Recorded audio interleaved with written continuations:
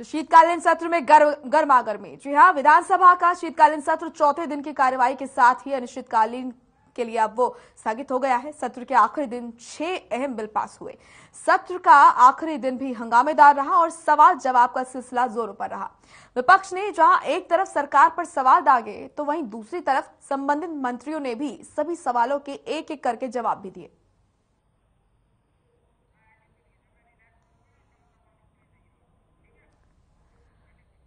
तो शीतकालीन सत्र का चौथा और आखिरी दिन आज रहा, जहां पर विपक्ष ने सरकार को जमकर घेरा और आज भी हंगामा देखने को मिला। जहां विपक्ष ने सवाल किए तो वहीं एक एक करके संबंधित विभाग के नेताओं ने उसके जवाब भी बखूबी ही दिए, चाहे वो यहां पर सीएम मनोहर लाल ही क्यों ना हो। यहां पर उन्होंने भी तमाम सवालों के जवाब दिए। उन्होंने बताया कि किस तरीके से क्या कुछ उनकी प्राथमिकताएं हैं और किन किन मुद्दों पर क्या क्या उनका स्टैंड आगे रहने वाला है। तो आपको बता दें कि फिलहाल क्योंकि आज चौथा दिन था विधानसभा के शीतकालीन सत्र का और आखिरी दिन था, तो जो कार्यवाही है विधानसभा के सत्र की वो अनिश्चितकाल के लिए स्थगित कर दी गई है और विपक्ष ने कई मुद्दों पर सरकार को घेरा। कई मुद्दे आज सदन में गूंजे, चाहे वो असम के डॉक्टर की बात हो, चाहे वो यहाँ पर बात हो खाद की या फिर महंगाई की, युवाओं की, तमाम मुद्दे विपक्ष ने उठाए।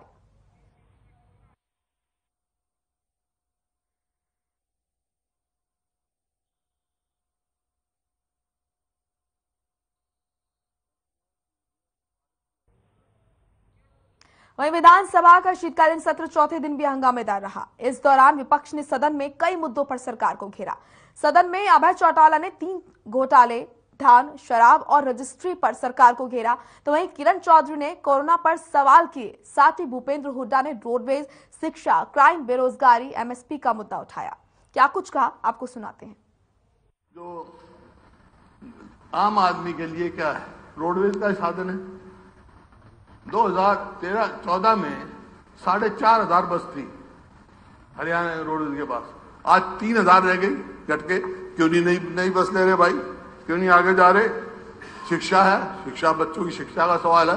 40,000 पोस्ट उसकी खाली है, उसके बारे में कोई जवाब नहीं आया भाई, कब हम भर रहे हैं, कब नहीं भर रहे हैं। इसी प्रकार क्राइम का जिस प्रकार से बढ़ा, वो चर्चा खुद इन्होंने करी, वो आप देखते। बेरोजगारी में नंबर 1 हरियाणा। जल भराव कल बात हुई थी, कितने आदमियों को कंपनसेशन दिया, कितना मिला कंपनसेशन, उसका कोई हमारे को जवाब, यहाँ तो सलीबख्श जवाब नहीं मिला। एमएसपी का सवाल आता है तो इन्होंने बड़ा ये कहा, मेरा फसल मेरा ब्यौरा, ये एमएस किसान के हित में है।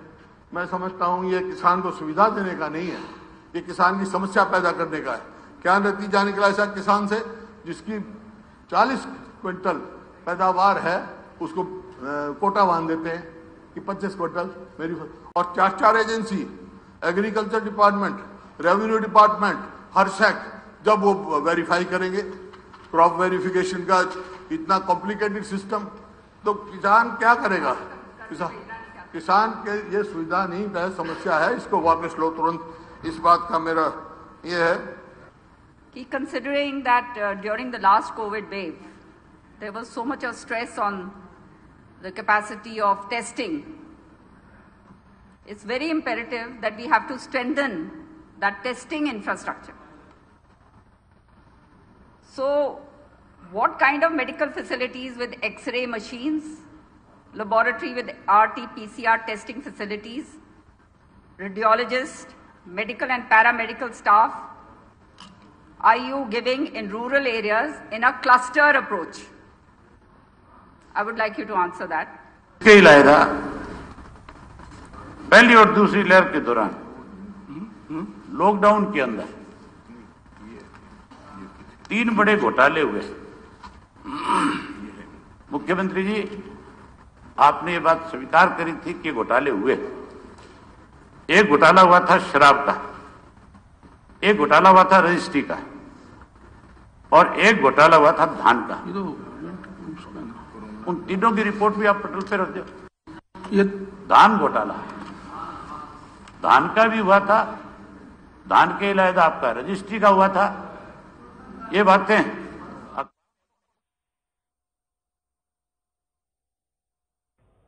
वहीं विधानसभा के शीतकालीन सत्र का चौथा दिन हंगामेदार रहा, जहां विपक्ष ने सरकार को एमएसपी, पेंशन, कोविड, धान घोटाले और साथ ही साथ कई मुद्दों पर घेरा और सीएम मनोहर लाल ने सभी सवालों के जवाब दिए। क्या कुछ कहा, आपको सुनाते हैं। परिवार हमारे ध्यान में ऐसा आ गया जिनकी वार्षिक आय 1 लाख रुपए से कम है, सिर्फ 7-8 हजार। नहीं, नहीं बात यह है, हमने उसके मेले लगाए, अंत्योदय मेले, ग्रामोदय मेले, और अभी शायद 22 तारीख तक समाप्त होने थे, आज 22 है।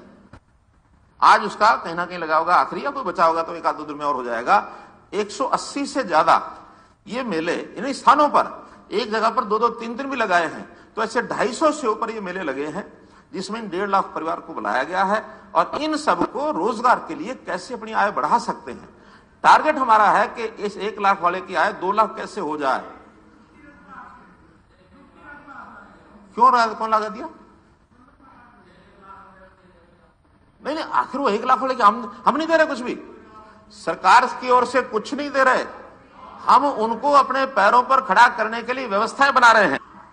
जैसा हम जानते हैं कि हमारी जो डीए और डीआर की किस्तें, वो उसकी जो दरें हैं, एक साथ 19 से 17% मिल रही थी, और बाद में केंद्र सरकार ने भी लागू कर दिया कि 1 जनवरी 21 से इसको बढ़ा करके और 28% कर दिया था।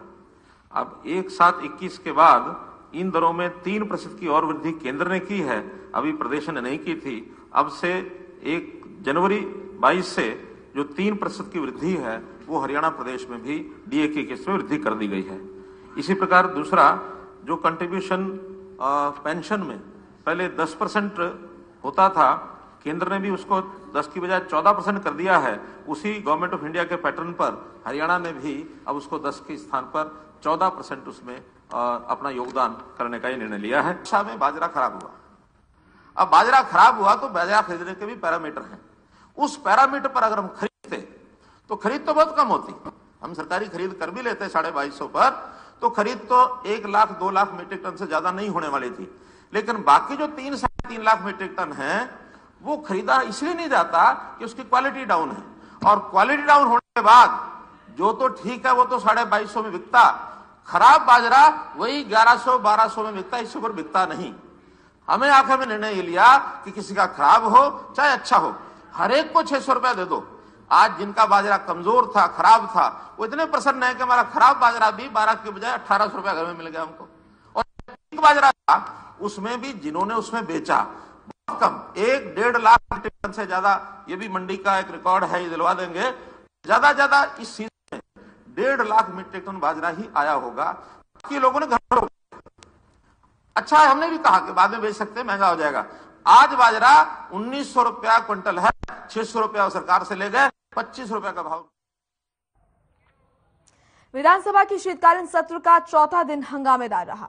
सत्र में विधायक शमशेर गोगी ने असंध अस्पताल का मुद्दा उठाते हुए डॉक्टर पर भ्रष्टाचार में लिप्त होने का आरोप लगाया, जिस पर अनिल विज ने संज्ञान लेते हुए असंध अस्पताल के डॉक्टर चैल को रिलीव किया। स्वास्थ्य मंत्री ने सदन में तुरंत प्रभाव से रिलीव करने की घोषणा भी की। आइए आपको सुनाते हैं।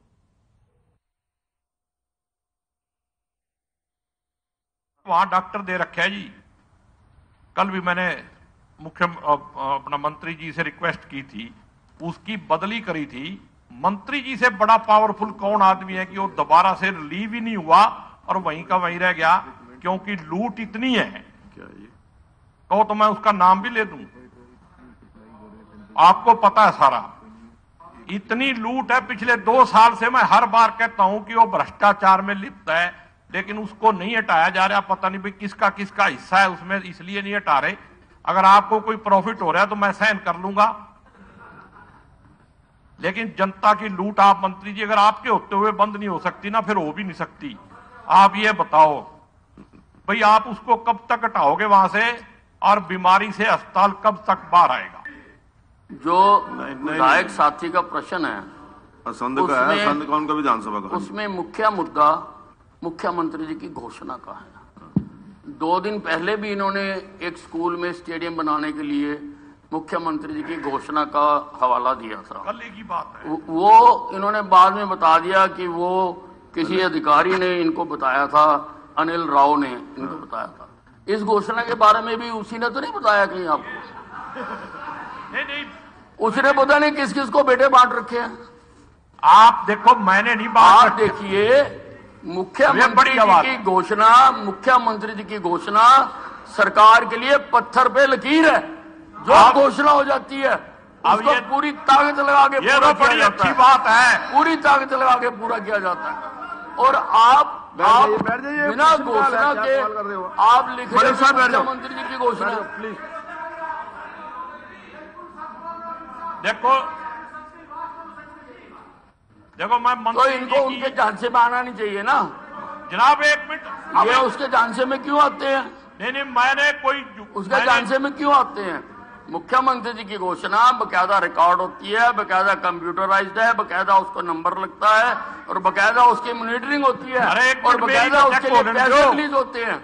जो मुख्यमंत्री जी की घोषणाएं हैं वो सब हो रही हैं। अब ये झूठी घोषणाएं लेके आ जाएंगे तो उसका जवाब थोड़ा देगी सरकार। डॉक्टर का आप नाम बता रहे हैं, उसका नाम बताओ क्या उस डॉक्टर का? Doctor Chail. Doctor Chail stands relieved from now. मैं ऑर्डर करूं। स्पीकर सर, असंध के हॉस्पिटल में 78 सैंक्शन पोस्टें हैं, 43 लगे हुए हैं, 35 खाली हैं। जैसे जैसे रिजल्ट आता जाएगा मैं इनकी प्रायोरिटी के आधार पर भरने की। तो वहीं सदन में विपक्ष ने ओमिक्रॉन का मुद्दा भी उठाया और कोरोना काल का पूरा ब्यौरा मांगा भी, जिस पर स्वास्थ्य मंत्री अनिल विज ने कहा कि प्रदेश प्रशासन ओमिक्रॉन को लेकर सतर्क है।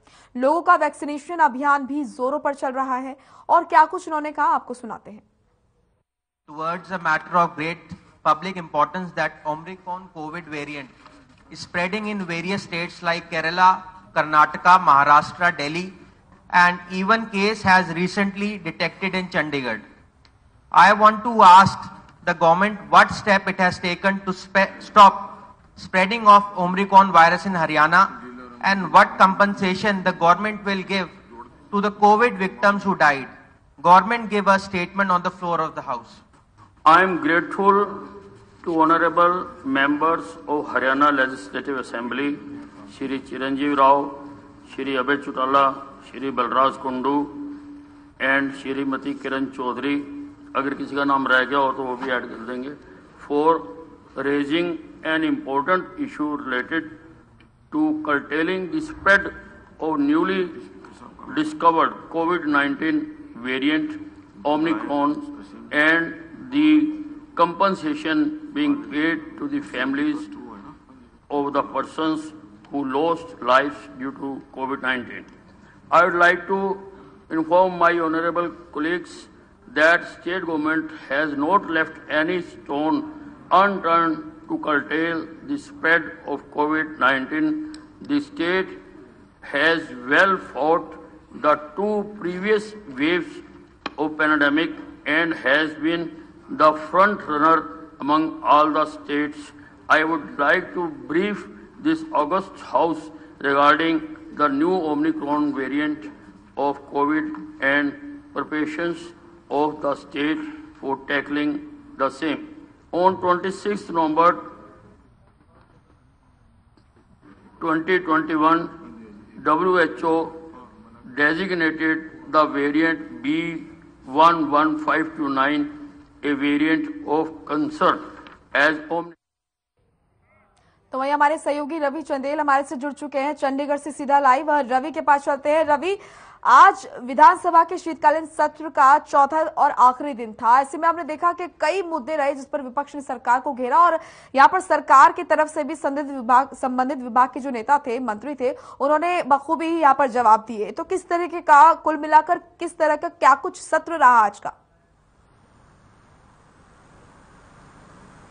जी बिल्कुल, आज का जो सत्र था यानी कि हरियाणा विधानसभा के शीतकालीन सत्र का आखिरी दिन, शीतकालीन सत्र का जो आखिरी दिन था वो समाप्त हुआ, स्थगित हुआ अनिश्चितकालीन के लिए। और इस दौरान जो है विपक्ष द्वारा तमाम तरह के सवाल जवाब जो है वो सरकार से पूछे गए। इसके मद्देनजर जो प्रमुख रूप से सवाल था वो सवाल ये था कि किस तरीके से ओमिक्रॉन को लेकर क्या कुछ व्यवस्थाएं जो है वो की जा रही हैं, तो उसको लेकर सवाल जवाब का सिलसिला जारी रहा। तो वहीं जो मेरी फसल ब्यौरा जो है उसको लेकर भी काफी ज्यादा हंगामा देखने को मिला। सबसे पहले जो है शून्यकाल के दौरान जो है जिस तरीके से लैंड एक्विजिशन मामले को लेकर जो है भूमि अधिग्रहण एक्ट को लेकर जो है तमाम तरह की बातें उठी, आरोप भी लगे। उन्होंने कहा कि ये जो भूमि अधिग्रहण एक्ट है ये एक तरह से जिस तरीके से कृषि के तीनों कानून जो काले कानून थे ठीक उसी तरह से ये कानून भी जो है वो किसान हितैषी नहीं है, तो इसको भी तुरंत प्रभाव से वापस लिया जाना चाहिए। लेकिन ऐसा हुआ नहीं, बल्कि इसका विपरीत जो है इस कानून को पारित भी किया गया, संशोधित भी किया गया। तो ये तमाम आज का पूरा दिन जो है यानी कि शीतकालीन सत्र का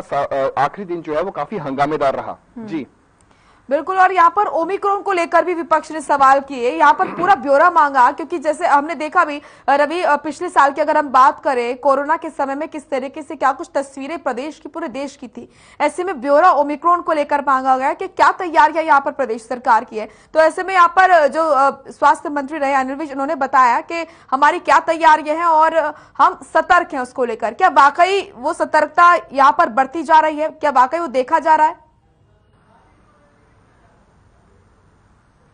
जी बिल्कुल, ओमिक्रॉन को लेकर जो है बाकायदा कॉलिंग अटेंशन मोशन लाया गया था, जिसके ऊपर विधायकों ने जो है वो विपक्ष के विधायकों ने सवाल जवाब पूछे मंत्री अनिल विज से। उन्होंने साफ तौर पे कहा कि फर्स्ट वेव के दौरान और सेकंड वेव के दौरान जिस तरीके की अव्यवस्थाएं देखने को मिली थी, जहां पे ऑक्सीजन की कमी हो, वेंटिलेटर्स की कमी हो या फिर वेंटिलेटर्स चलाने वाले जो टेक्नीशियंस हो उनकी उपलब्धता ना होने के चलते उन्होंने इस तमाम बातों को जो है वो प्रमुख रूप से रखा, जिसके जवाब में स्वास्थ्य मंत्री अनिल विज ने कहा कि हमने जो है इस बार जो ओमिक्रॉन वेरिएंट जो आया है उसको लेकर पहले से पुख्ता प्रबंध किए जा चुके हैं।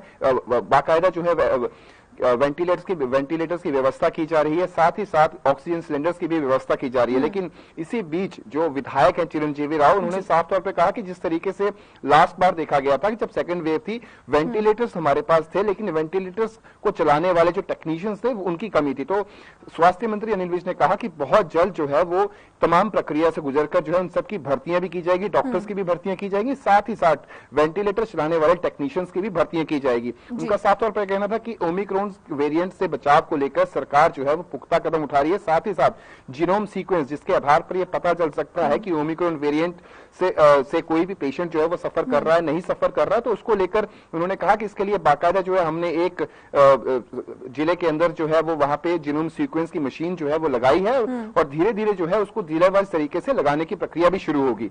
जी चलिए, बहुत बहुत शुक्रिया आपका रवि तमाम महत्वपूर्ण जानकारी के लिए। तो कुल मिलाकर शीतकालीन सत्र में आखिरी दिन और चौथे दिन क्या कुछ रहा ये दर्शकों को हमने बताया, और साथ ही आपको बता दें कि यहाँ पर विपक्ष ने कई मुद्दों पर, चाहे वो ओमिक्रॉन का मुद्दा हो या फिर बात करें डॉक्टर चहल का और बेरोजगारी को लेकर, तमाम ये मुद्दे रहे जिस पर विपक्ष ने सरकार को घेरा।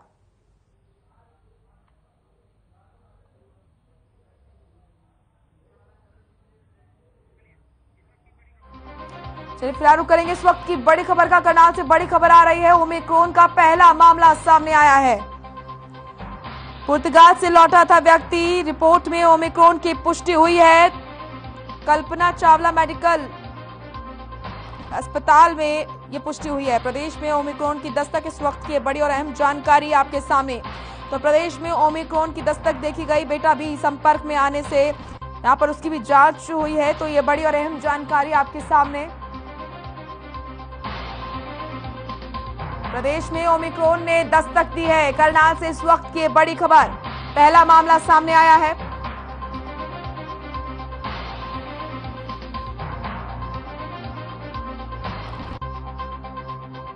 तो करनाल में ओमिक्रॉन का पहला मामला सामने आया है। आपको बता दें कि पुर्तगाल से व्यक्ति लौटा था जिसमें ओमिक्रॉन की पुष्टि हुई है, और यहाँ पर जैसे ही ये पहला मामला सामने आया वैसे ही स्वास्थ्य विभाग में हड़कंप मच गया।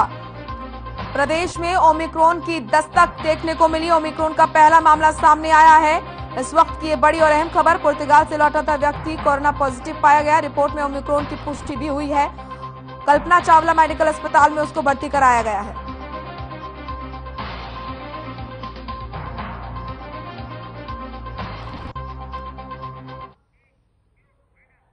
चलिए फिलहाल इस बुलेटिन में इतना ही। आप देखते रहिए हर खबर हरियाणा। नमस्कार।